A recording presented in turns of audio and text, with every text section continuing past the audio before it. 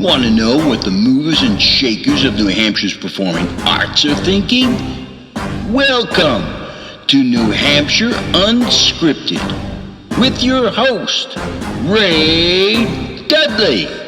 To me. All right, perfect. Well, thank you for coming to the studio. I appreciate it. Oh, no worries. Good. I'm good.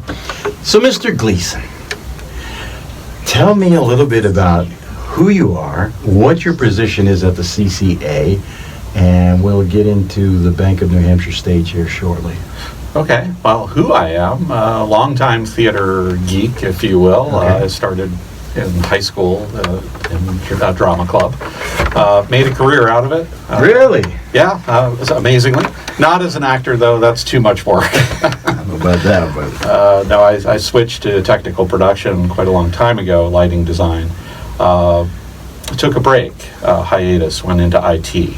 And several years ago, went back to school, got my master's in arts administration, and reconnected with the Capitol Center. Had been their production and facilities manager back in '95 when it reopened. So I joined their board, I think it was in 2011. Mm-hmm. Stayed on the board for 5 years while I was doing my degree. And while I was running a small opera house in upstate New York as their executive director.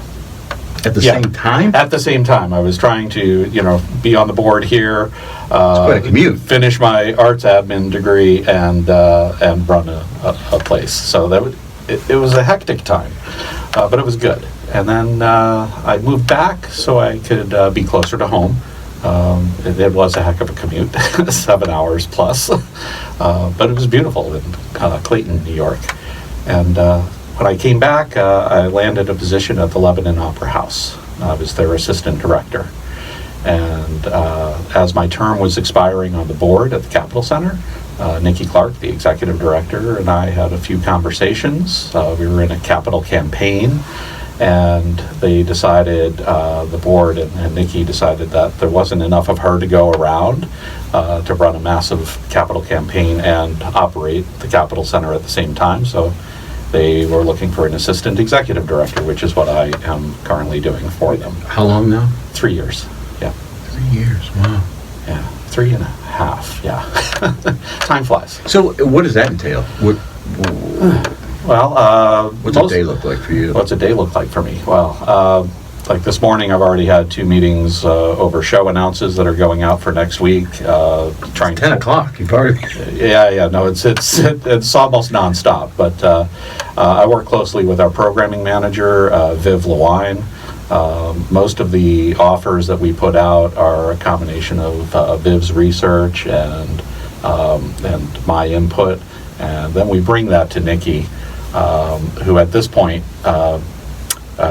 generally just signs off on them. I mean, it's still her name on the contract, but she trusts what we're doing, and there's usually very little questioning of why are you booking that act, which is good because it was meant to relieve the burden from Nikki having all that operational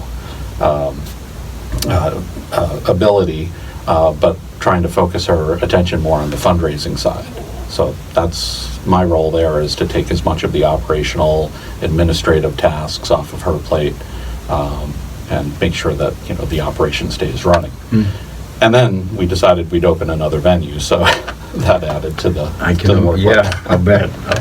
Yeah. So part of your job is to find acts, or you just that's what? So Viv is our programming manager, does most of the research on new acts, which acts we're going to bring back. Her focus is and expertise is in certain genres, so anything folk and indie rock and all of that. My programming knowledge extends into Broadway and the more commercial programming fare, if you will, winners of America's Got Talent, for instance. Yeah. So we round each other out as far as the depth of knowledge that we have in the overall scheme of things. The Capitol Center is, we like to say, we're the most eclectic venue in the state, and it's not without good reason. We're not a country venue, we're not a jam band venue. And we're not just a Broadway venue. We do everything. Yeah. And that's partly because we're not in a major market like Boston where we can focus on one thing. And as a result, we do a few shows in each genre that we can find. So you really do have to have a pretty broad knowledge of what's out there and what will sell and what reasonable offers look like so that you don't go out too far on a limb. Which is inevitable in this business, but you try to minimize your losses. Yeah, right. When Katie was in here a little while ago, she was talking about that too. You never know which act is going to be popular. I wish we did. It would make life a lot easier. And actually, it would make Katie's job a lot easier. She's director of development. But if we could sell every seat that we have for every show, we pretty much wouldn't need to raise money from donations to round out the budget. But there's always unsold tickets. And you like to not have too many for any given show because you want the audience to feel good. You don't want to play to an empty house. Right. From a performer's perspective, you certainly appreciate having a larger audience in front of you. Absolutely. Especially if the seats are there. So how far out do you book? Do you try to book a year out? Or is it done by fiscal year? Yeah. We book about a year out for most of the PAC fair, the Performing Arts Center fair, so Broadway shows. We've booked our next season already. What are we doing next year? Jersey Boys, Beautiful, the Carole King musical, and Simon and Garfunkel story. So those are great shows for next year. They're already on sale. And we booked those primarily through visiting APAP in January. It's a conference for performing arts professionals and a great opportunity to meet artists, agencies, and start a conversation on what will sell in your venue for the next year. Yeah. That has to be tough to figure out. Yeah, and then other music, comedy, is booked in a much shorter time frame, as little as 3 months, typically. So. Do you have many of them reaching out to you as opposed to you reaching out to them? Are there acts that say we're going to be coming through New Hampshire in a month?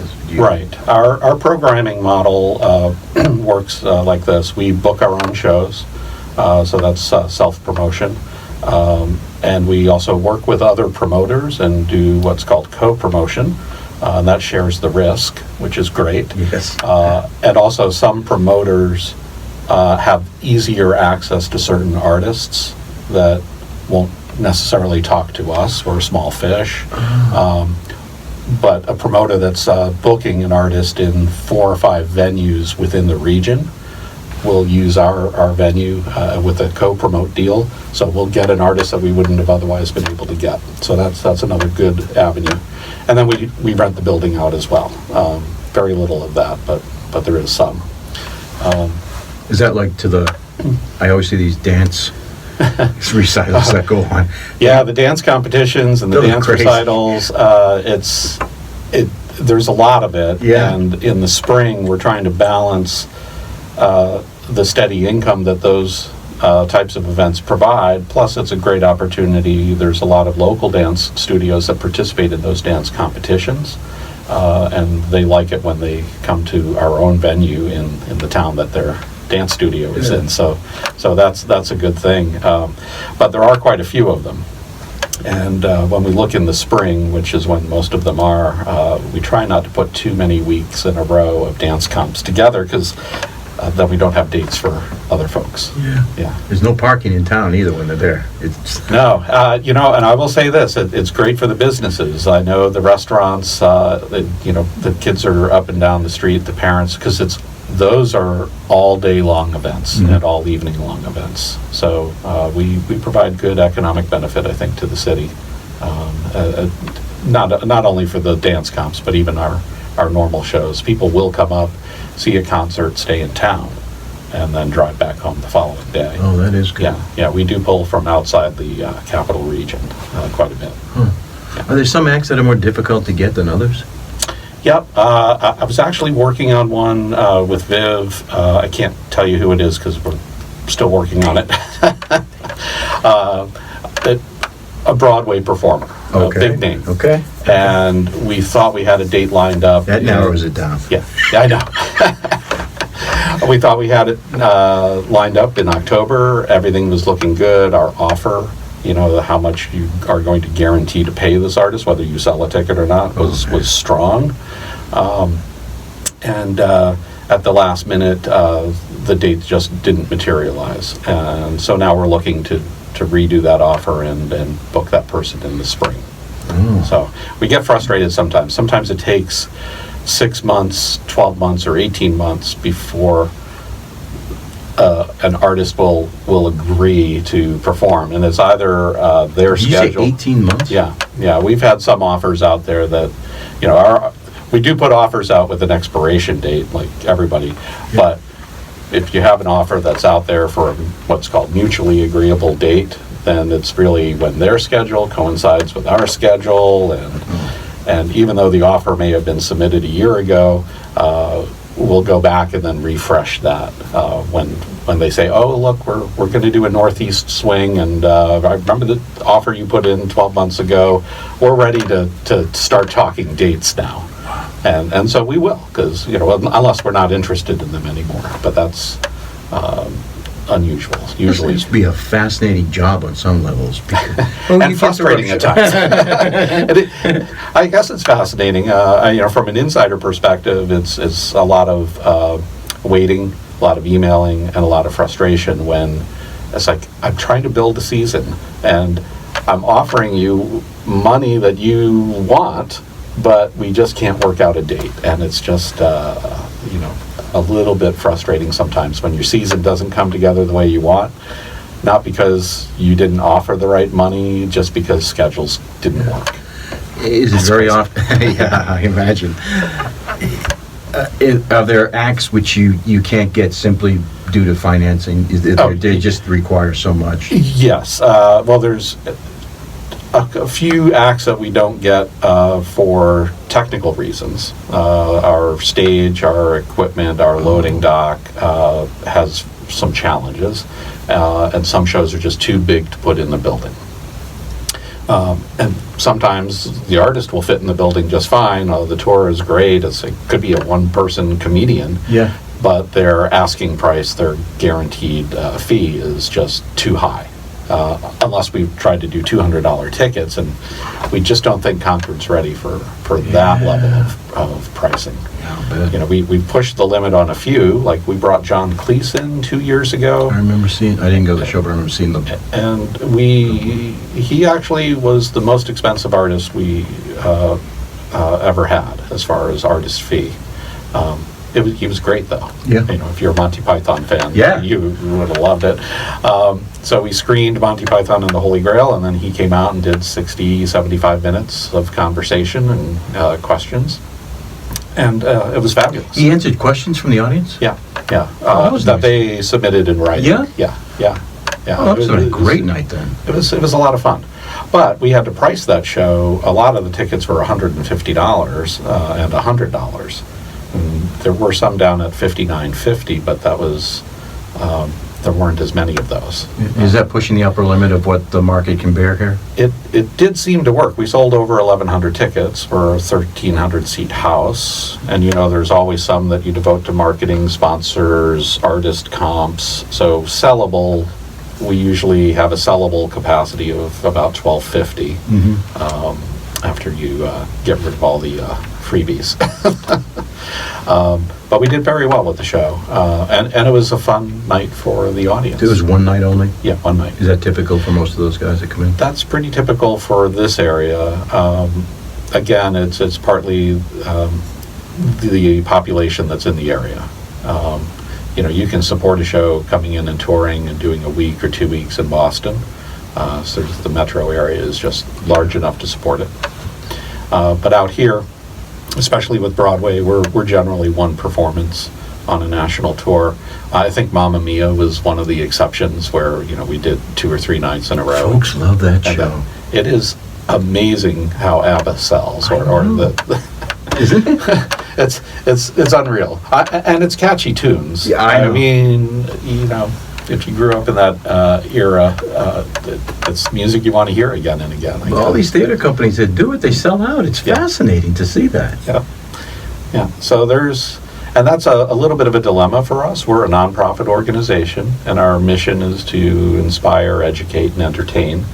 And as a result, you want to bring artists in that wouldn't normally be in this region, excuse me, in Concord, and give people an opportunity to experience, something new, something topical maybe, if it's a theater piece, maybe it's dance, maybe it's something that pushes the boundaries, makes you think, makes you inspired.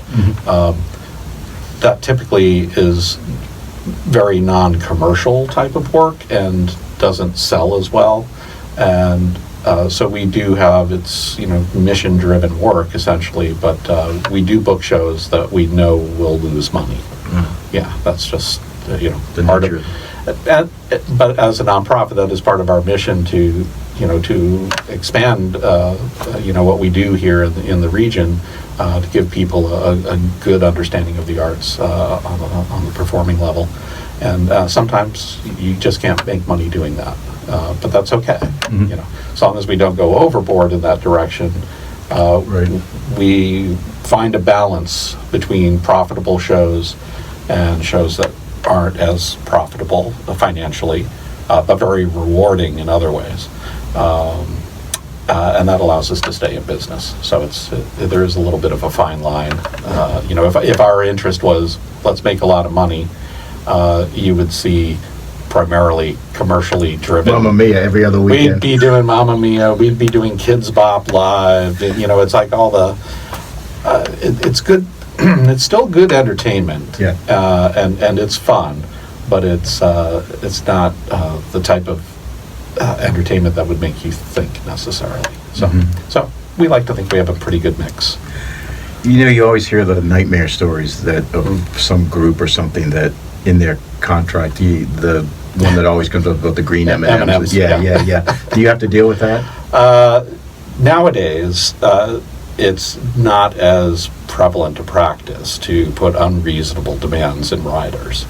There are demands that, and it's usually right now, most of the tours that are out there are so health conscious. Back in the old rock and roll days, it was like, yep, it's like, We need the bowl of cocaine. we need the booze, we need the beer, and we're gonna trick you up on telling you about green M&Ms and things, and a lot of that was put in there to make sure that you were paying attention to what they were asking for. But lately, what it is I want this type of water, I need this kind of organic food, and it's right down to brand names, and some of it you can't get locally, although the co-op carries quite a few things that our artists want, so that's a handy place. And it's easier to get organic food and things nowadays almost anywhere. But 10 years ago, when people started asking for that, your options were a little limited locally, so it became a bit of a challenge to shop. What a fascinating turn, though. Organic? I mean, that's impressive. Yeah. Now, they couple that with still asking for wine and beer and other things, so I'm like, okay, you're eating healthy. Not drinking healthy. But there's still that after-show bus stock that you want, and that's not as healthy. That's interesting. Very interesting. Do you have much competition? Are there venues that you have to fight to get your stuff, to bring people in, to keep them away? Not keep them away, I guess, but... Yeah. Well, we are, with the Capitol Center, we're a 1,300-seat venue, and that's one of the larger ones in the state for seating capacity and stage size. The Palace is about 800, and when I was there, it was 883. I think they're down to 850 or 860. Seating changes over time. The Palace has chosen a different model where they self-produce a bunch of Broadway shows, local productions, basically. 42nd Street, they just finished a Chorus Line, I think. Yeah. Now they tend to run 3 weeks and 15 performances, so they have a lot more inventory to sell, but their expenses are not the same as when we bring in one show one night and pay an artist $50,000. So they've got local cast, some outside professional cast, musicians to pay, but they have more inventory to sell over a longer period of time. So reviews help them. They drag more audience in. They still do book certain shows, like Bob Marley is an interesting character, comedian. He plays quite a few venues in the state. Flying Monkey, the Music Hall, the Colonial in Keene. I think he goes up to, I'm not sure if he's been there, but I think he goes up to the Colonial in Bethlehem, New Hampshire, which is a nice old movie theater. That is way up there. Yeah. I actually went to high school in White Mountain Regional High in Whitefield, so I know that area pretty well. But Bob Marley's a comedian that gets around and plays lots of venues, and we booked him next year for 3 performances in 2 days. We've been doing 2 performances a year, same time every year. He comes to our venue in November, and he sells out. So this year we added a 3rd show, and it's moving along right now. I'm sure he's going to sell that one out too. Really? He is just super popular. That's amazing. And it's good he keeps his ticket prices low. They're in the low 30s, and he changes his material every visit. So when he comes back once a year to Concord, you're going to see him and you love his style, but you're going to hear new things. Oh, that's really good. That's smart. He's hit on a successful model which is tough for comedians because new material takes a while to develop. Yeah, right. Right, you have to test it. I mean, yeah. There's no guarantee that it's going to ever get a laugh. Yeah. The Tupelo Music Hall is somewhat a competitor. They increased their capacity when they moved from Londonderry to the new place in Derry. I think they're up to 700 seats. Now we're 1,300, so we could still usually submit better offers, more money for the artist because we have more tickets to sell. But there's a bunch of artists out there that they sell between 5 and 800 seats. So bigger venue doesn't help you because the seats aren't going to sell anyway. So there are some shows that overlap. We just did Piff the Magic Dragon, which was an America's Got Talent finalist from a couple of seasons ago. He's got a Las Vegas show. He's a funny guy, magician, comedian, dresses up in a dragon suit. So I think I might have seen that. Yeah. But the Tupelo booked him just a few months ago, and they sold out. And because of their booking schedule, they couldn't add another show. So we got approached by the agent saying, I've got Piff in town and his show's sold out. I have a day. Are you guys interested? And so we got him at a very good price. And we sold, 600 or 700 tickets in 3 weeks' time because it was a last minute booking. So we were very pleased with that, and Piff was pleased, and the agent was pleased. Everybody made money because, the worst thing for a performer is to have nights off when you're away from home, so you're on the road. You might as well do what you love doing, perform, and make some money while you're doing it. Yeah, and if you have to have 1 or 2 nights off a week because there's no venue to play, it just means your touring cost isn't covered. It has to be, the more you can spread it around, the easier it is for venues to buy your act. Yeah. So we did well with him. We'll probably bring him back. Some shows you do an automatic repeat, and some get overplayed, and then you take a break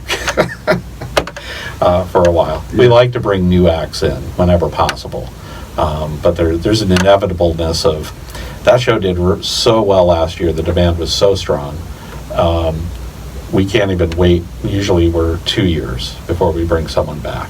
And there are some exceptions, like Bob Marley has turned into an annual event. And Celtic Woman we did for the very first time this past March, and we've already booked them and put it on sale for next March as well. It's so strong a show. Really? And sales were so strong that it's like, let's just bring them right back. Yeah. And they had been playing like the Verizon, well, what is it now, SNU Arena? Oh, yeah. Yeah. And so that when an artist is playing those larger venues, it's very hard for them to scale their production down to a 1,300-seater. And at a certain point, though, they lose the ability to draw and fill the larger venue. Then they'll go out the next year with a smaller production that will fit in smaller venues and make a run that way. And that's how we got Celtic Woman. We had tried in the past, and it's just like too much money, too much production, won't fit on the stage. And then this year, we booked it last May, I think, so we did the show in March. But when we booked it, it's like, is it even going to fit? Because we had looked at it before, and it's like, it's not going to fit. And they said, no, we're playing smaller venues now. And I'm like, all right, well, look. What didn't fit? I don't picture in my mind a huge. It's generally the lighting production that they carry with them, where it needs a certain amount of space and height and a stage size, because they're carrying more performers with them and spreading out the equipment and having the room for the dance space and everything else. It's like Trans-Siberian Orchestra. There's a very large production. When you go into the arena, it looks great, but it's a fairly massive show, and to try to squeeze that into a smaller stage is problematic. Yeah. You have a favorite show yourself that you? I love Broadway shows, and when I was at a theater down in Florida, Fort Myers, we had booked Les Mis to come in. Now, I hadn't seen the show, but I had started listening to the soundtrack, and pretty much every day for a year leading up to the show, which we brought in for a week-long run, I was listening to that soundtrack every single day in my office, multiple times a day. I might have been a little obsessed. They like that. And that is still probably my favorite Broadway show. It's just a wonderful production. I had listened to it so much, and when I finally got a chance to see it on stage, it was very good. Yeah. Just fascinating, eye-catching. Yeah. Wicked is a close second. Oh, really? That also, the music for that, for some reason, tickled my fancy, and I saw it on Broadway. That's actually now I'm a theater person, but I'm a theater person that works in venues, so I see a ton of shows, and I'm usually working them. And back in the day when I was doing rock concert productions too, I was usually running a follow spot. So I'm in the front of the house, on the lead performer, watching the show, and doing my job. So paying for shows was something I never really got to experience until I got a little bit older. And it's like, okay, I want to see shows, and I'm not working in the business anymore. I guess my only choice is to pay. It hurts, doesn't it? and it does, to some extent. You know, it's when we had the kids growing up, we'd take them to productions, because exposing kids to the arts is something that we believe in, as my wife and I did. But it's expensive, and to that end, it's like, we would love it if the ticket prices could be much less. But a typical show, we're making 10 cents on the dollar, essentially. Is that right? Yeah. So when you look at a show, I won't name performers, but I'll talk in generality. So you could say, here's a music act, good name, well-known nationally. We may pay anywhere from $25,000 to $65,000, flat guarantee. If we don't sell a ticket, we still have to pay it. So let's assume $50,000. Then you have to provide the local crew catering for the day, because they want to be fed. This is above the $50,000? Above, yes. All above that. So your production costs for a $50,000 act, that's, say, a typical concert, range up to about another $15,000, $20,000. So now you're in at $70,000, and you have to have revenue to offset that. So if you look at a 1,300 seat house, a $100 ticket would get you 130,000, let's say. That's a sellout, though. Yeah. And At $100 a ticket. every ticket at 100. Yeah. So just to do the math there, 70,000 out the door in expenses and 130 in. Well, that would be a nice payday. But we don't charge $100 a ticket, and we don't typically sell out. You know, people, oh, that show, it was full. I was there. And it's like, yeah, in the dark, it's really easy to make it. There's always some tickets that don't sell. Well, I shouldn't say that. There are a handful of performers that they will sell every single ticket in the theater. Every single one you have. And then you wish you had 200 more tickets. But it's pretty rare. Mostly it's like a good show for us is we've sold 1,100 plus. And we do quite a few at 1,100 plus. But once you get past the guarantee and the expenses, it becomes a dance of, is it worth selling the rest of the tickets? Because there's a back end deal, if you will, with almost every show, including Broadway, where you've paid the guarantee, you've covered your expenses, you've collected a 15% typically promoter profit, and then every ticket that you sell, 85 cents on the dollar goes to the artist as overage, and you keep another 15 cents. So, yeah. Yeah. It's kind of like the movie business. You know, a lot of people complain about concession prices because, you're charging $8 for popcorn and it costs you $1.50 nowadays, right, for the product. But the movie studios, the distribution companies, it's to put that movie on your screen, typically it's 50%. Disney is typically 90% of the ticket price goes back to them. So the theater owner in the movie business is making very little on ticket sales. They're making all their money, if there is money to be made, on concession sales. And we find the theater business, performing arts business, is really turning that way too. Performers that are touring now are making more of their money on the road with live concerts than they are through recording deals, because the recording industry has had massive upheaval over the years. Streaming rights don't pay as much. Yeah. Yep. I mean, it's great that the availability of music has exploded and is so easy to get, but it's worthless. It's a catch-22. No one wants to pay what they used to be able to pay, and the record companies can't make the profits they used to make, so the artists aren't getting as much from that end. They have to make it up elsewhere, which is in ticket sales. So they keep demanding more and more of the ticket dollars. And that'll bring me to one thing I do want to mention is, you know, a lot of people complain about service fees or convenience fees, whatever you want to call them. That's the additional price you're paying after the ticket price. The reason it's separate from the ticket price is you don't have to split that money with the artist.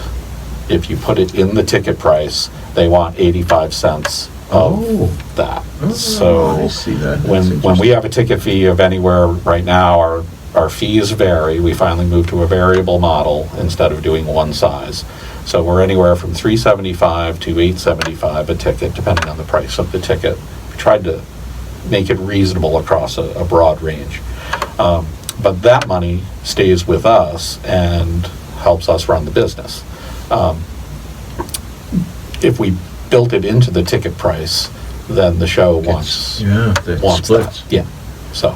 Oh, I wish more people knew that, because I think that it wouldn't grind people. So because most people don't know what the heck it's for. They think it's to pay MasterCard or Visa or something. Right. Right. And it helps offset a lot of other costs to run the building. The Capitol Center's not unique, but we own our facility. We own the real estate, we own the building. And with that comes the responsibility and cost of maintaining it, replacing equipment when it wears out, etc. Taxes. We are property tax exempt. Oh, that's good. Because we're a nonprofit. We do have to apply for that every year with the city of Concord. And the IRS were recognized as a nonprofit as well, so there is no federal income tax to pay. Not that there's really any profit anyway. Occasionally there's a surplus, but it goes to feed our reserve accounts. If you're not paying for your depreciation, if you're a business owner, you know that things wear out. So that equipment that costs you $1 million, if you're not squirreling some money away every year at the end of the 10-year lifespan of it, and you have to come up with another $1 million or $1.2 million with inflation, you have to go take a loan. Mm-hmm. Well, for us, we would typically run a capital campaign to help replace things that have worn out, when it would be better if our business model could cover depreciation fully, so that you're not running a capital campaign every time. But that's very difficult for nonprofits to do. You're trying to raise money from donors, because the ticket cost alone doesn't cover all of the expenses of running the operation. So when we talked that we did well on a show, that we had a net income in the surplus range for a production, that's either helping offset a show that lost money, or it's offsetting the overhead of running the business, because the overhead is not calculated in that number for us. And all right, I'm not going to cry about it. No, go ahead. There's a business model, and we've stayed in business for 25 years, the Capital Center for the Arts, and we manage ourselves and are hopefully for the betterment of the community, and we try to keep the ticket prices where they need to be to keep us afloat, so that we can keep bringing good entertainment into town. Since there's no real profit motive to speak of, our main goal is making sure that we stay in business. Yeah, right. and keep being an asset to the community. That's what we're really all about.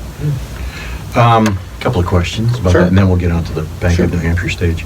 You mentioned rock bands. Yeah. What do you think about these tribute bands that are popping up and playing? We do a few tribute bands at the Capitol Center.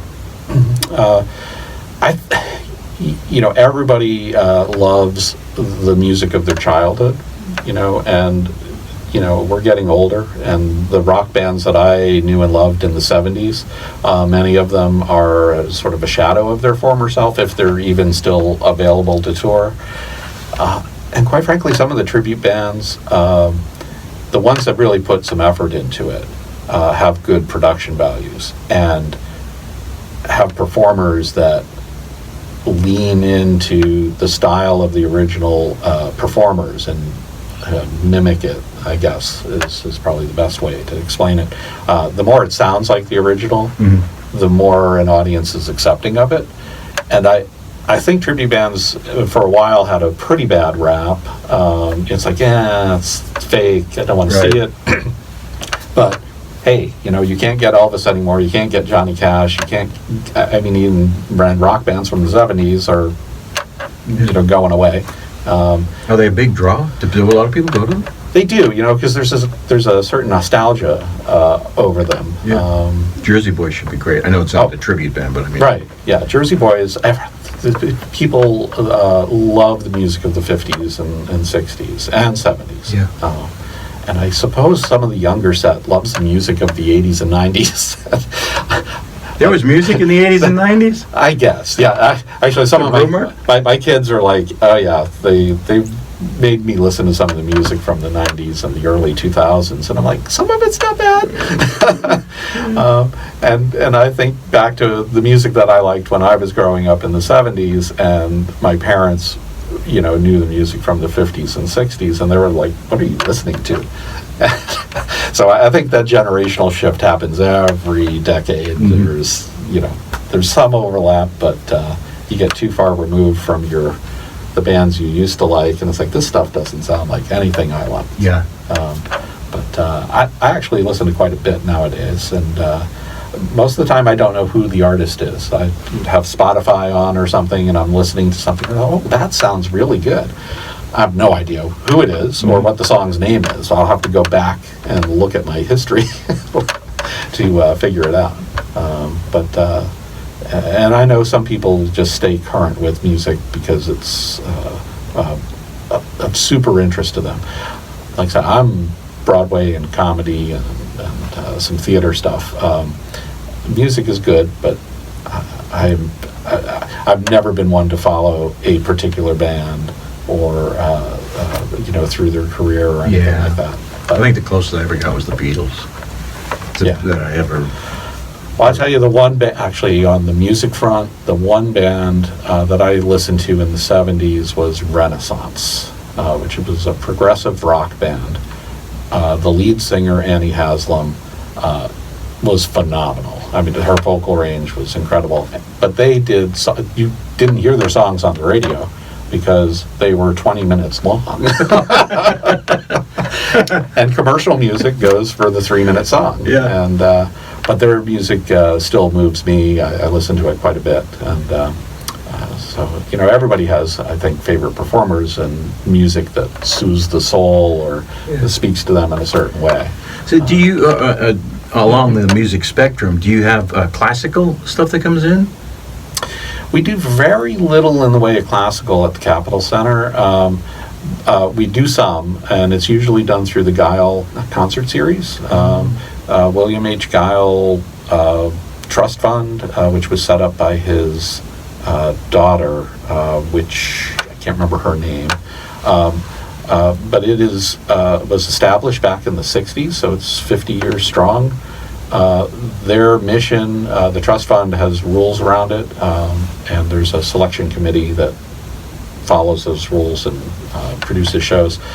The expenditure of the funds from the Guile Trust must go to presenting music performances or something that has music in it for free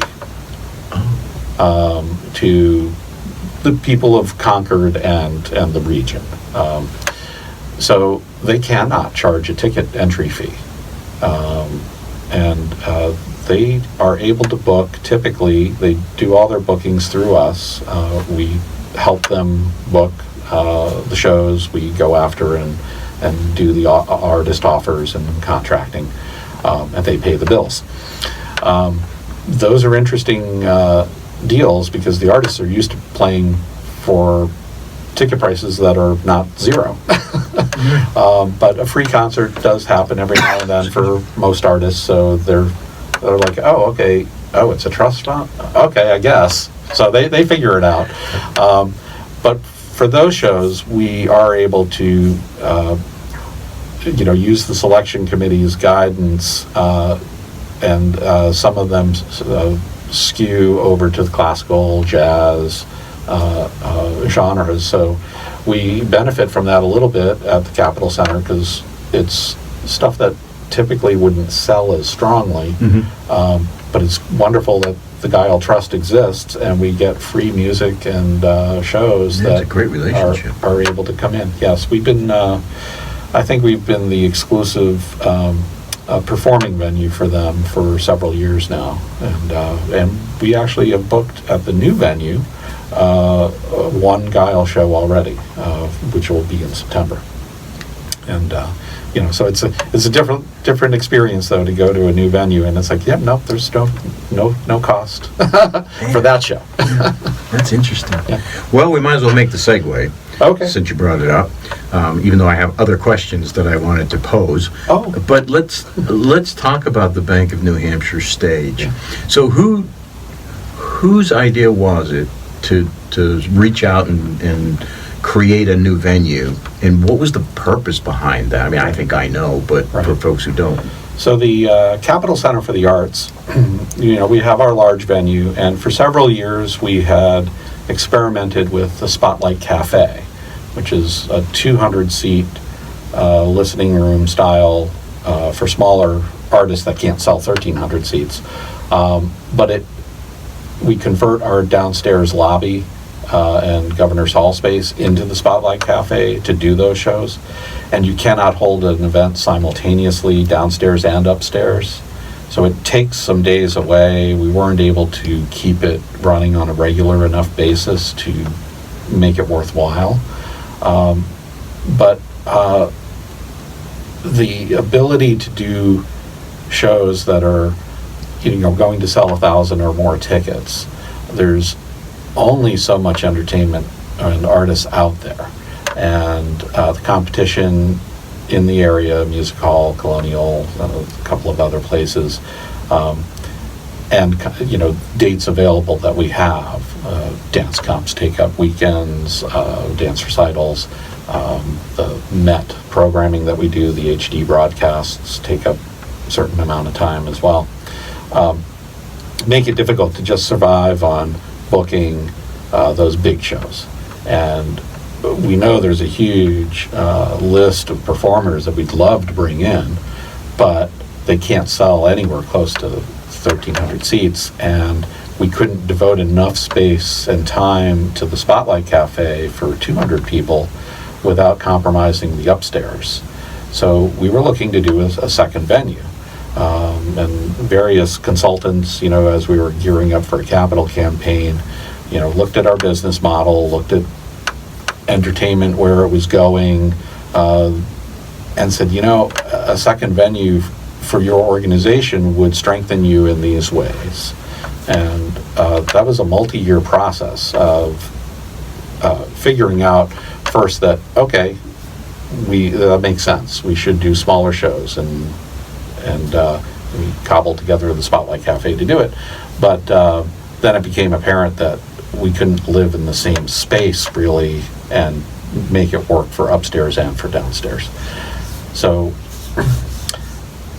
3 years ago, Steve Dupree, a local developer, who had been trying to purchase the old Concord Theater for years from Arthur Asnive, had approached Arthur again. Every year he approached him.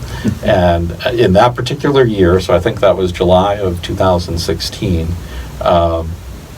Arthur agreed to sell the building to Steve. Steve Dupree didn't want to own and operate and run a theater, but he was very interested in getting that property redeveloped back to something harkening back to its prior use as a movie theater. And he approached us and said, hey, you guys are doing a capital campaign. He had heard, through the grapevine. Mm-hmm. And he was a former board member, all full disclosure there, board of trustees at the Capitol Center. And so he approached us. We took a tour through the building in July of that year.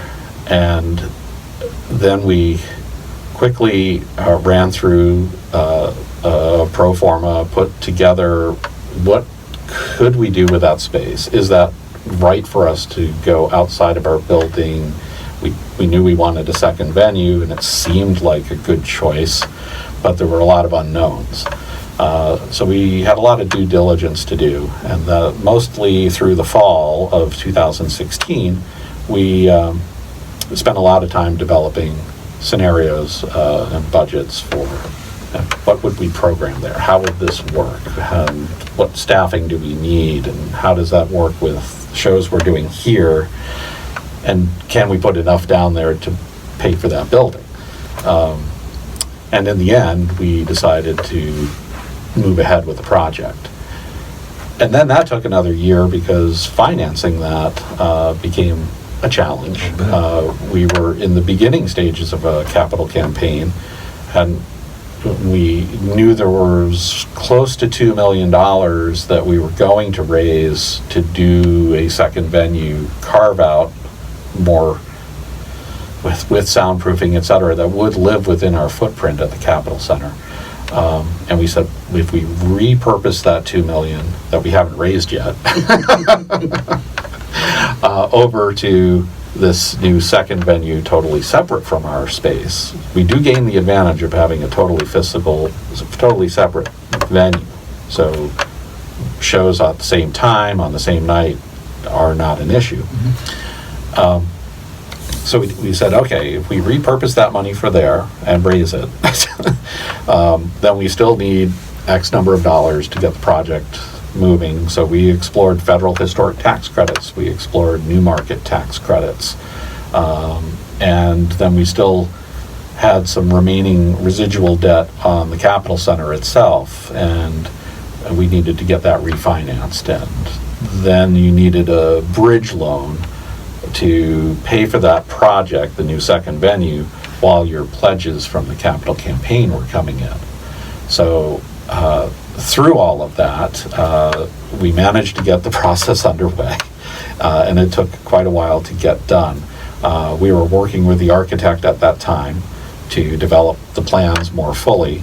So we had a construction cost estimate at a certain point, and we were ready to proceed.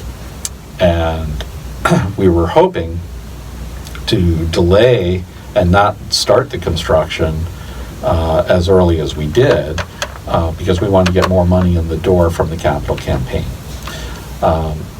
And then the new market tax credit program was on its last allocation for that zone in downtown Concord. And it was, we have to do it now or else lose basically $1.4 million towards the project. And then we'd have to raise that too. So we moved full steam ahead at that point. Steve purchased the building in December of 18, I guess. Yes, December of 17. We then purchased it from him in July of 18. And the reason he purchased it first was we were still looking at federal historic tax credits. And to qualify for that, a for-profit entity had to own the building. Interesting. All the rules are insane. But when those went away, we looked at it and said, okay, so we'll transition this over to our ownership, and new market tax credits has a whole complex scheme of how that had to happen. So essentially, the Capital Center formed CCA North as a nonprofit real estate holding company, essentially. So CCA North purchased the Concord Theater from Steve Dupree. And then we started construction within 2 weeks. So that was end of July last year of 18. So CCA North is the owner of the property, but CCA North is a support organization, nonprofit that exists to support the Capital Center for the Arts. And that's strictly for the new market tax credit program. And that's as simply as I can explain it. There's a lot more. This doesn't involve like bank accounts in Bermuda or the... No, it's actually, Islands. it's done through Mascoma Bank and US Bank. And then, of course, we got some CDFA grant money, which we sold all our tax credits really quickly, which was great. We could have sold even more if we had access to more. People were very excited about the project. And the Bank of New Hampshire, which is why it's called the Bank of New Hampshire Stage, jumped in with a significant multi-year gift. So they secured naming rights for 10 years.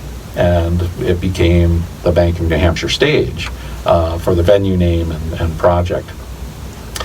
So we were grateful to them for that. And not only did they provide the naming rights funding, they also refinanced our existing mortgage at the Capital Center. Nice. They provided very good terms for a bridge loan. So as the pledges were coming in, we could pay them back essentially, because to start the project we had to have the entire cost of the construction in the bank.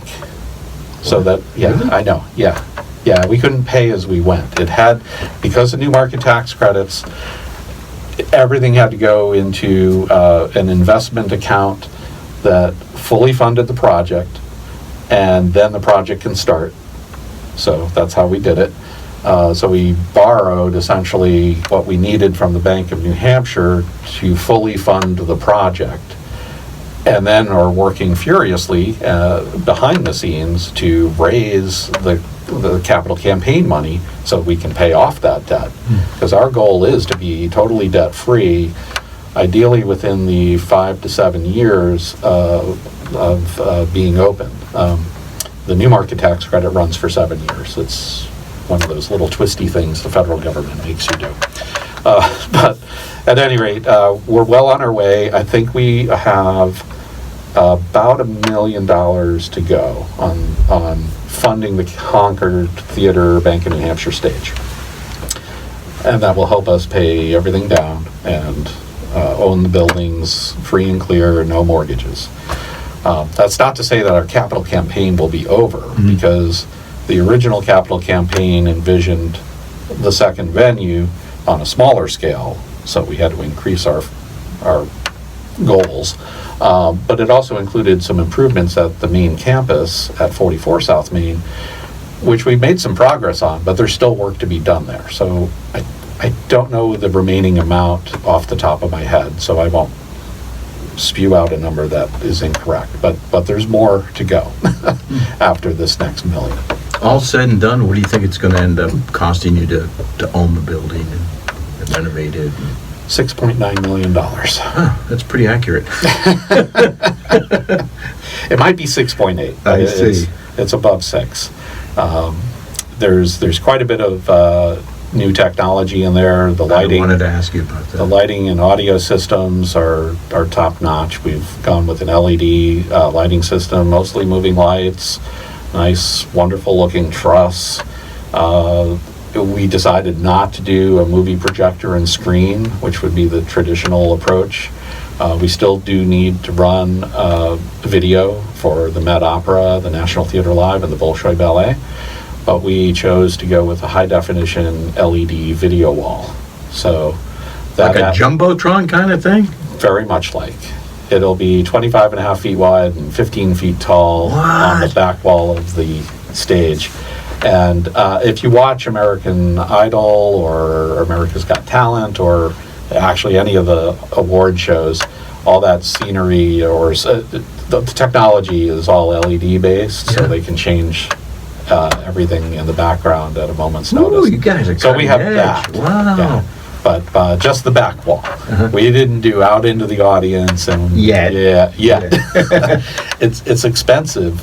But the prices have actually come down from the first we looked at them a couple of years ago, and we were able to get within the right budget range to make it happen. We wanted the quality to be a certain level. The technology had matured over the last couple of years to a point where the system that we needed for the distances we have for viewing, because it's like screen resolution on a monitor. It's like, how far away are you going to sit from your TV? So a lot of thought went into that, and that system is on its way to us. It's being shipped over from China, where it was manufactured. And we probably won't have it installed until sometime in July. Yeah, but that's coming. Wow. So, yeah, fun stuff. So what other tech stuff do you have? Do you soundboards and all that? Or must be... everything's digital now, which which is the way to go. The audio system we purchased is a Nexo line array. The brand didn't. I mean, I'd seen it in riders, the technical riders from shows. It's like, yes, we'll accept a Meyer array, a JBL array, a Nexo array. There's 4 or 5 brands, and Nexo's been one of those that gets spec'd a lot. So we felt comfortable with that. And we actually demoed the system, the actual system we purchased in the main theater. We purchased it through MFI, which is Music Factory, and they did a demo day with Nexo reps, and we put 5 different speaker systems in the air at the Capitol Center, in addition to our Meyer array system that we had, and then we demoed each of the Nexos side by side, and they had prospective customers and technical folks there, and I was loving it because I'm like, all right, I'm a lighting guy, but I like sound too, and just to see all 5 systems hung up in the air and say, that's the one we've got, and let me hear that one right, so I could hear what it sounded like in our big space. It's going to be even better in a 300-seat theater, which is where we're at. So we're pretty excited about that. That is really cool. That would have been a geek out day for me. I would have loved that. Yeah. I'm into the technical stuff. It's it's like toys. Speaking of technical, talk about the seating. I saw your video that you put up on Facebook. Yeah. One of them.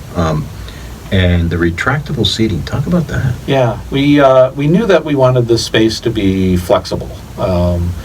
We needed to move from a flat floor for corporate style events or meetings, dinners, fun parties, you name it, and standing room concerts, because that's one of the big things that we can't do at the Capitol Center is, do the types of artists that expect a nightclub type scene or standing room venue where people are up and energetic and dancing and whatnot.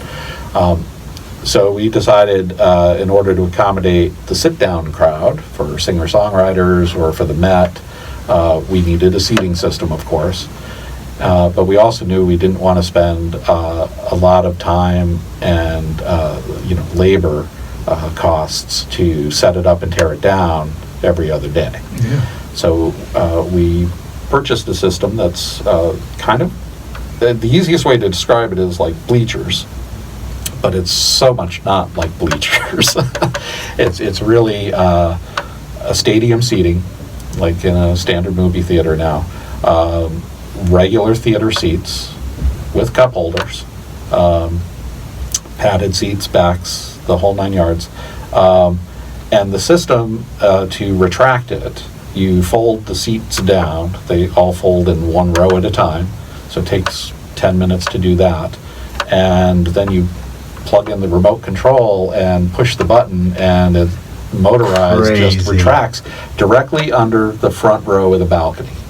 And it stores in a space that's only 4.5 feet deep. No kidding. 11 rows stacked one on top of each other, 4.5 feet deep, and the height of the balcony, which is 15 feet or something like that. Brilliant. Yeah, and each row is 12 inches so high, so the row, you're 12 inches above the person in front of you. So the seats fold down into like the platform itself? Onto the platform, Wow. and then the platforms just slide one on top of each other. Oh, man. It's really interesting. The first time we saw it powered up and moving, we had demoed it over at Hussey Seating in Maine, but to see the entire system with 11 rows and it's just moving effortlessly. How long does it take from start to end to do it? Yeah, start to end. There's a few little things you have to deal with. You have to deal with the folding the seats down.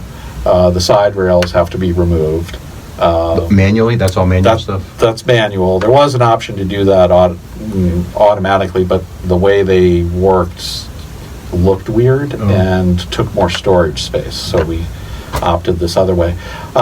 One person could do this in about 20 minutes. Really? Yeah. Yeah. That's phenomenal. Yeah.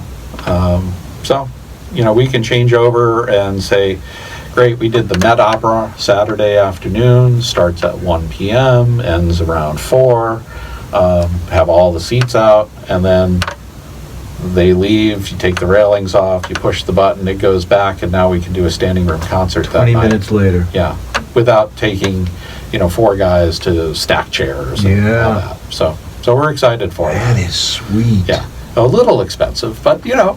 Well, you might as well do it right the first time, right? I mean, what? When it came down to spending money, we tried to do it wisely. But we have certain goals in mind. We knew we wanted to change over the space quickly. So part of it was a labor saving, of course, but the other part was how fast can we make this turnover? And if we're manually moving 200 seats, Yeah. How big a crew do you have to bring in each time to do that, and how long will that actually take? This was actually the fastest turnaround time I think we could get reasonably for the money. And we were questioned on it by a few people. We had started a conversation with a theater consultant out of New York, and they were saying, well, that seating system, that's great, but now how often are you going to use it, right? How many shows are you doing that are fully seated, and how many are standing? Because if you're only going to move the seats once or twice a month, that extra cost will take quite a while to pay off. So we looked at that quite carefully, and we thought it's a great question, because you don't want to spend money in the wrong way. But we did look at it, and we knew from our modeling that we were going to move that seating system quite often. I don't have the numbers in front of me, but it's 6 to 8 times a month at least. No, really? Yeah. Wow. And, when you factor in labor costs to do that and logistics of bringing people in and everything else, it's like, yeah, well, it's worth it. Because it's not just tear down, it's reset up too. I mean, yes, yeah. And that was some thought that also went into the lighting package. Traditional theater lights, of course, you refocus for every show, right. Which, is fine, but we're not a theater venue so much. We're a live music venue that will do theater, will do some film, will do comedy and such. But it's more club and concert lighting. And everything there has been moving for years to moving light fixtures. Right. You LED. see it, and everything's LED based. It's great energy savings. But there is no refocusing because you want the light where you want it. You move it at the board through commands. So virtually everything's a moving light fixture. There are some fixed for the standard wash that you would kind of want. The other little piece of technology we're putting in... Holograms. Holograms, yeah, no, that'd be awesome. Is more building-wide and eco-friendly, thinking about the environment. We decided to go ahead with a full solar package up on the roof. So we haven't talked about it a lot, but we were using Revision Energy, which is an employee-owned solar energy company. They do quite a few projects in New Hampshire. They did the Tupelo Music Hall last year, I think. They are putting 125 solar panels on the roof. It should be enough to generate 100% of our energy. Really? Yep. That's impressive. Yeah, yeah. And brilliant. So we were able to do that pretty much paying as we go. There's a long-term power purchase agreement type thing. So we didn't have to come up with big chunk of cash to do it. It was a brilliant way to get the solar on the roof. We were going to pay for electricity one way or another, so it's like, great, we'll lock into this. We can purchase the system outright after 5 years at a significant discount, and if we are in the position to do that at that time, we will, because it will actually cut our payout for electricity costs considerably. Yeah. But as it is, we're sort of self-financing as we go through this PPA agreement. But it's great. That's going to be installed starting mid-June. So right around the time we open, we should have that all operational. Huh. So that gets me to, I was going to ask you about the size of the place, the square footage, and other rooms, like are there green rooms, you have a concession area, but the storage for solar, that battery storage, I mean, what? No, so the way the commercial solar works is you generate electricity during the day, typically when it's sunny. If you're not using it at that time, we'll always have some equipment running, coolers and kitchen equipment.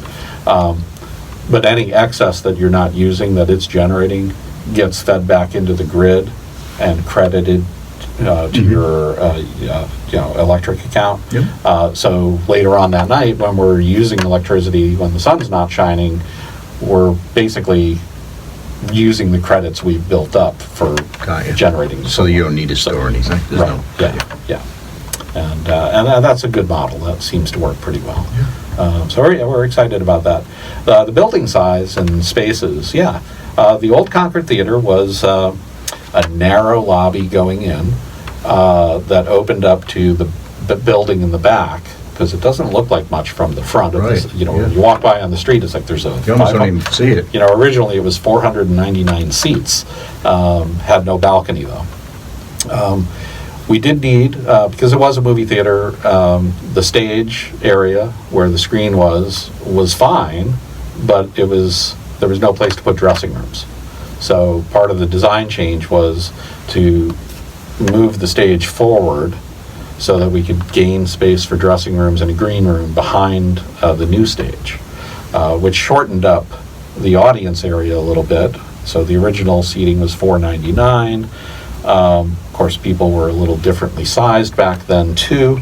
We don't talk about that too much, but so the new seating system, even though it's compact and retracts nicely, it's still sized for today's audiences, and with the stadium rake and the depth of the risers, you lose a little seating. But we added a balcony. So there's fully seated, we're a little over 300 seats. The balcony will always be there with 90 seats. And when we're not using the downstairs seating, the floor capacity will be about 350, bringing the total capacity up to about 450. Oh, that's pretty darn healthy. So, which is really good. Yeah. The square footage of the building, we're 44 feet wide and 75 feet long in the theater itself. And then the front lobby is 24 feet wide and about 75 feet long. I don't remember what that translates to. It's not a lot of room. I think overall the building's 10 or 12,000 square feet. So, excuse me. One of the cool things, though, which I envisioned differently than the architect did, was so I don't get my apartment and I don't get some Airbnb rooms that could have doubled as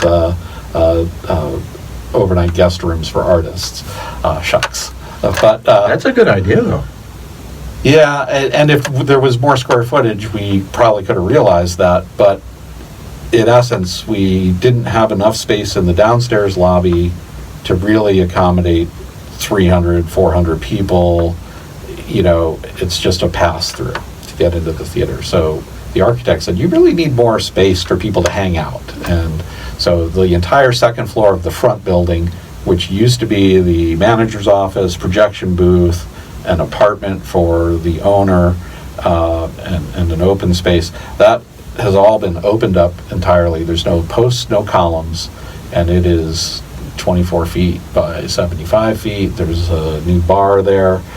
We decided we'd put in a small cabaret stage at the side that faces Main Street, so we can have, we gained a second venue physically, but it's turning into 3 performance spaces.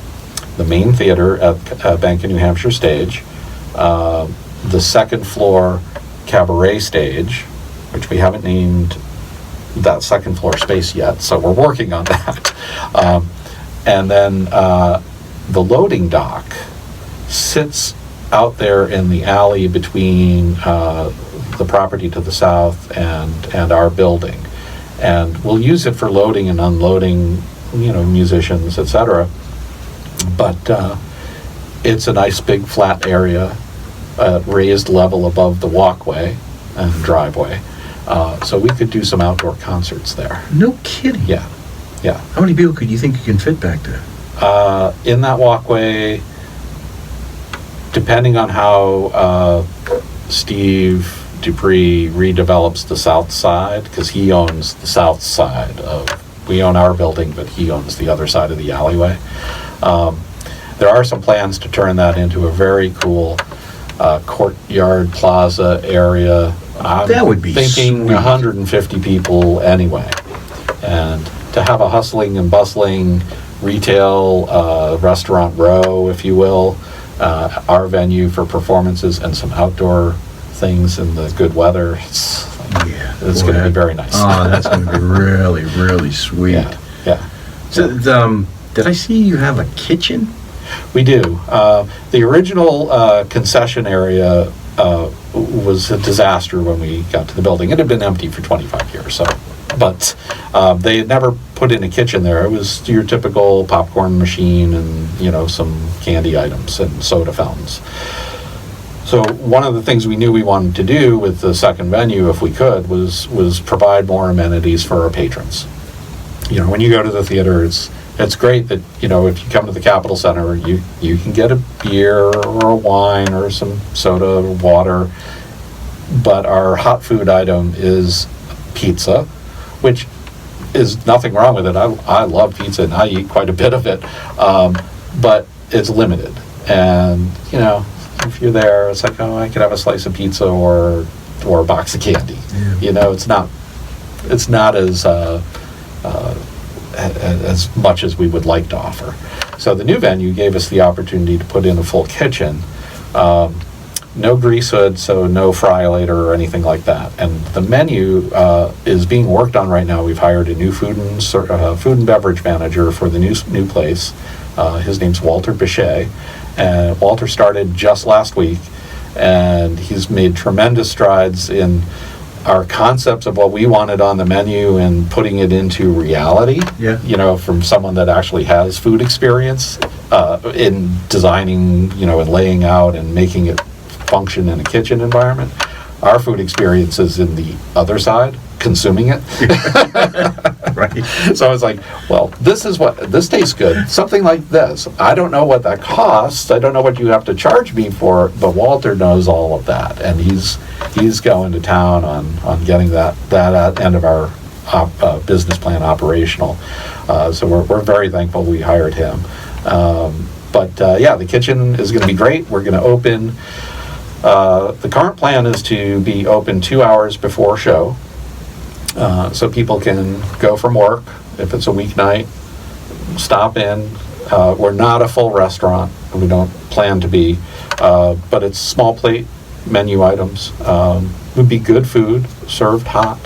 There'll be some grab and go options too, in case the kitchen's backed up and you just want that salad, or you want, you know, something, a sandwich wrap or something. And then, you know, we'll stay open pre-show 2 hours, open through show, of course. And then after the show, we're going to keep the second floor open and the kitchen open at least an hour after a show. Nice. And longer if people are staying. I mean, I go to a show now at the Capitol Center, and, you know, we came to Finding Neverland the other night. It was a Friday night. And I was like, great, the show's over. It's like 10 o'clock or 10:15, and there's no place on Main Street that's open to serve food anymore at that time. And it's like, well, I don't want to drive. By the time I go somewhere, I might as well just go home. But if it's right down the street from the Capitol Center, this new venue we see is servicing not just the audience at Bank of New Hampshire Stage, but also our audience at the CCA. Yeah.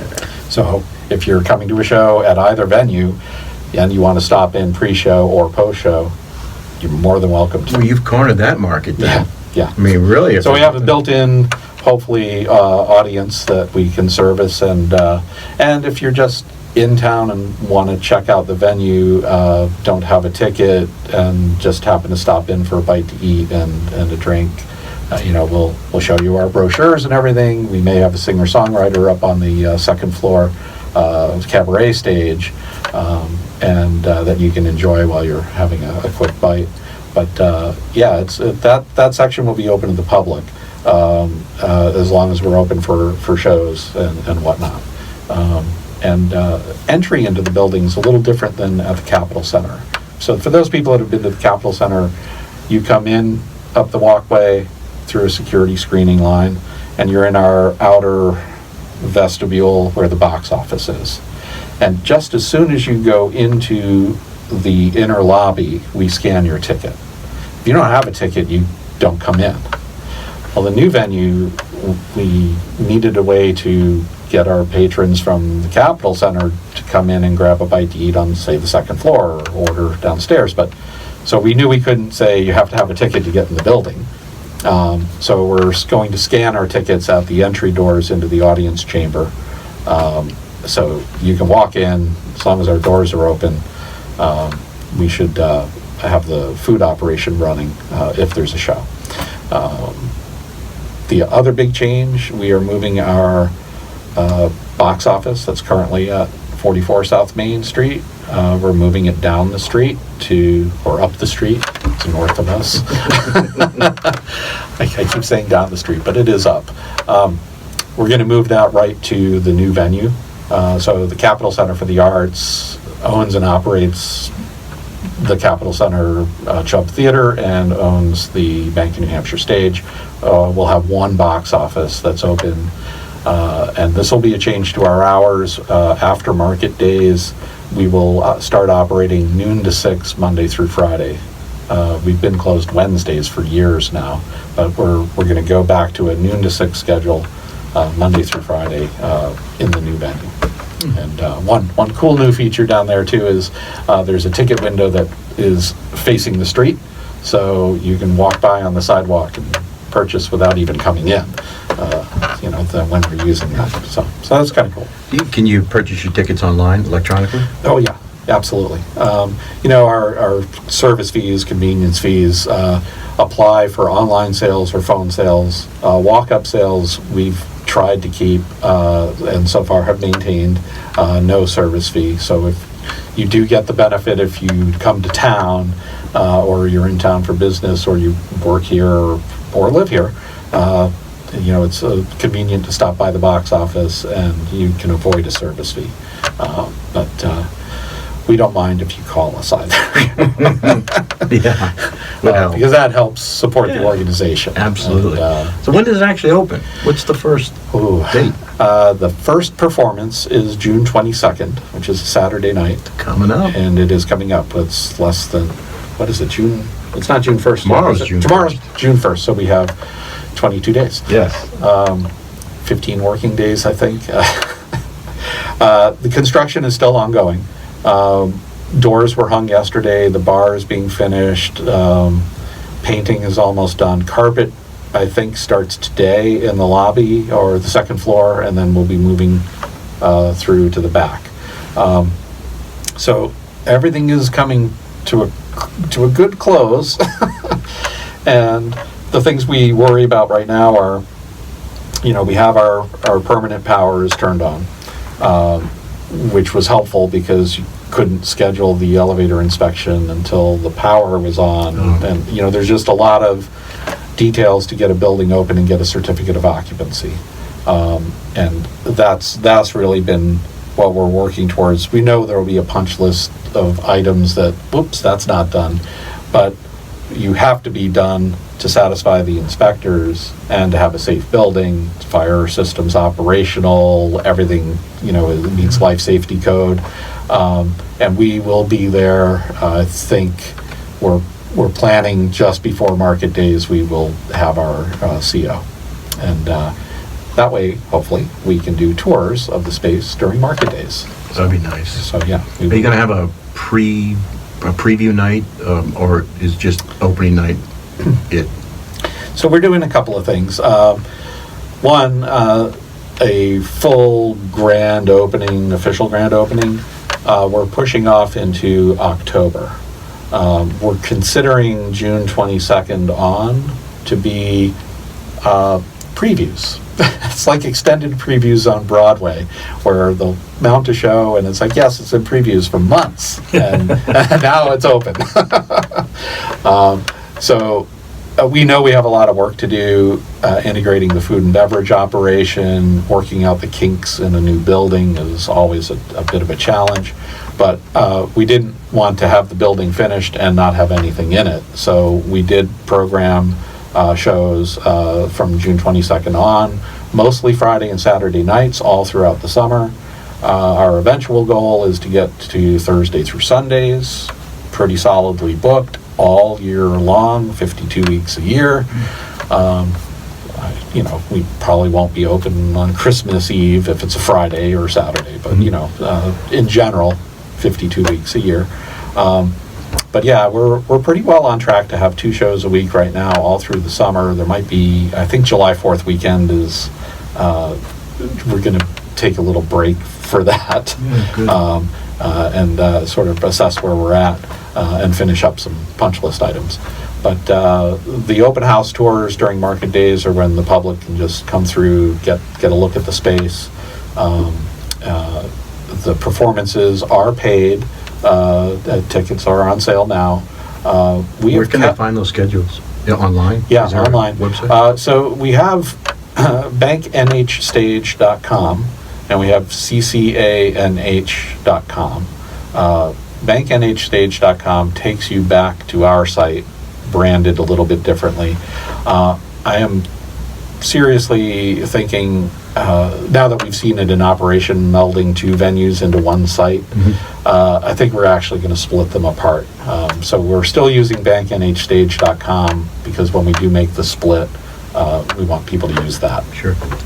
We have our own Facebook page for Bank New Hampshire Stage, Instagram account, Twitter. I use Facebook a lot. I know a lot of people are using Instagram, particularly in the younger demographic. So we're out there, I think, where we need to be. If anyone's listening and says, "Hey, I don't see you here, there, or the other place," let us know, and we'll get on those social media accounts too. I think all of our shows are listed on Songkick. If you listen to artists on Spotify, their tour schedules pop up, but we're listed there. Nice. We're trying to saturate as much as we can. We should be on college radio stations at SNU and the one in Boston through Emerson College in the near future. We also have established a relationship with the River, extended our relationship from the Capitol Center, the River, to the new venue. It's, so far, we just hope people show up. Yeah. One thing we've been able to do, though, is really keep the ticket prices much lower at the new venue. We're featuring up-and-coming artists that have much smaller artist fees. They're regional, so we bring performers up from Boston and that are on a sort of a Northeast touring circuit. But the fees are so much lower than we would have to charge or pay if they were coming to the Capitol Center. Most of our tickets are $15. What? That's darn cheap. Yeah, it's just a little bit more than a movie. I mean, a movie is now $12, $13, $14, so $15, night of entertainment, live music, have a drink, have some food, hang around. Wow. Comfortable environment. I mean, I'm looking forward to the space quite a bit. Yeah. And if you're not the type of person that wants to stand all night for those standing concerts, we have the balcony. So there's always seats up there that you can purchase. And some artists will cost a little more, a better known artist. And one of them is Anais Mitchell. She's from Vermont. We brought her to the Spotlight Cafe several years ago. And she currently has a Broadway show going called Hadestown. So, I saw that. Yeah, so Hadestown is written, composed by Anais Mitchell, and we booked her for, I think, October at the new venue. The ticket prices for that are not unreasonable. I don't have them off the top of my head, but they're definitely under $40. I don't think I have any price down there that is higher than $35, maybe $38, and very few shows that are at that level. Most of them are $15 to $25, and there's an occasional one that's down around $12. There's you performing for $12? No. Oh my gosh, no, you don't want me up there. But we wanted to price it low so that people could afford to take a chance on music from a performer they may not recognize. Let's face it, if you're brand conscious, it's like, yeah, I want to see Cyndi Lauper. Well, you're going to pay Cyndi Lauper prices. Right.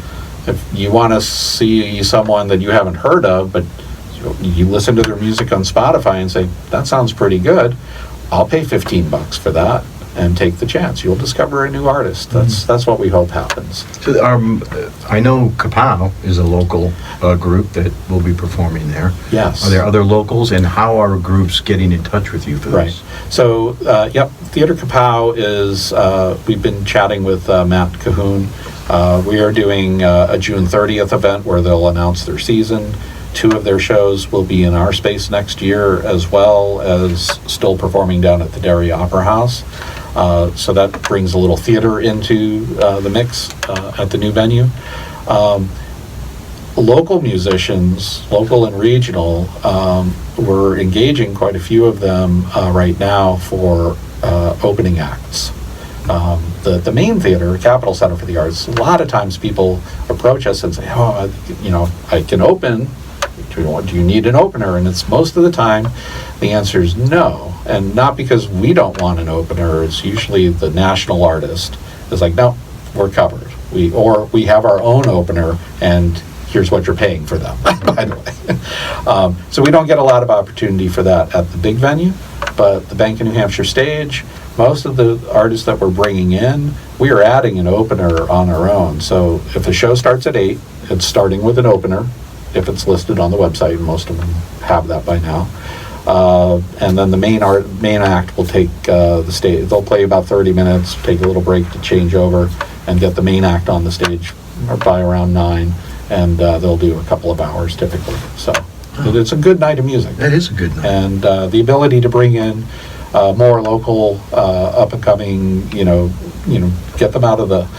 Well, I don't want to offend anybody, but it's like, you're a local band, and the opportunities you get to perform tend to be at local bars, and which is fine. I mean, it's everybody needs music in their life, and I'm all for playing wherever you can, but to go to a stage that's actually geared for an audience that wants to listen to the music and not just there to I happen to be there having a drink and eating and the music's playing. It's a little different vibe. So it's a great new venue for hopefully the local bands to get an opportunity to step up into a little more serious listening environment. Yeah, that's really good. I'm glad to hear that. Yeah. Glad to hear it. Yeah. That's all the good stuff. I'll bet. Yeah. So once again, the first opening day is the 22nd? June 22nd. Yeah, and what is that show? That show is it's an artist out of Boston. His name is Ed Balloon. It's I don't even know how to describe his music. It's funky, a little hip hop, electronic, funk, glam pop. So the seats will be retracted for that, I assume? Seats will be retracted for that. We'll sell the balcony seats. That show is different. Most of our shows down there will start at 8 o'clock. That one we're starting at 10 p.m. And there's a very good reason for it. Market Days is going on, as you know, and Saturday night is the last night of Market Days. But the Bicentennial Square and Eagle Square they have local artists, bands playing, and they all end somewhere a little bit after 9, so between 9 and 10. And we've offered them discounts so that it's like, you're there, you got a great night playing, come check out the new venue, here's the artist that's playing at 10 p.m. And this is the place where some of them are already booked as openers, so they'll get a chance to really sit there and enjoy the very first show of the So if you have a ticket for the one thing, you'll give them a discount on your show? Is that what you're saying? Or did I misread that? We've, through the New Hampshire music scene, I can't remember the person's name, but we've said any of the artists that you're booking at the Market Days festival stages throughout those 3 days, we'll give them a discount. Yeah. Nice. So, yeah. Good incentive. And I think we're going to be starting a student discount here shortly for some other shows as we get started, just to pump up the summer. Yeah, get the raves going. Yep. Yeah. Just want to have a lot of people there having a good time and checking out the new venue. I can't wait. I cannot wait. Yeah, we hope it's going to be good. Yeah, I bet you do. And I know the city needs it. The venue itself, the building, the stage layout, the loading doors. Everything technically is really good. I mean, we did the best we could with the property, the way it's shaped, the way everything works. It's like, you know what? I think we had a lot of input from people, not just myself, but there's several of us on staff that have been working in multiple theaters over the years, so we know what works, what doesn't work. I was on tour with the show for 8 months. I've been over 125 theaters across the country, and it's really interesting. Every theater has its challenges, and the Capitol Center is no different, and I'm sure Bank of New Hampshire Stage will have some shortcomings as well, but we've mitigated everything the best we could on this property, and sometimes it's like, I'll go work at a venue, and I'm like, who designed this? Yeah. I hope we don't get that kind of response, because I will take it personally. All right. Well, thank you so much for coming by. Oh, you're welcome.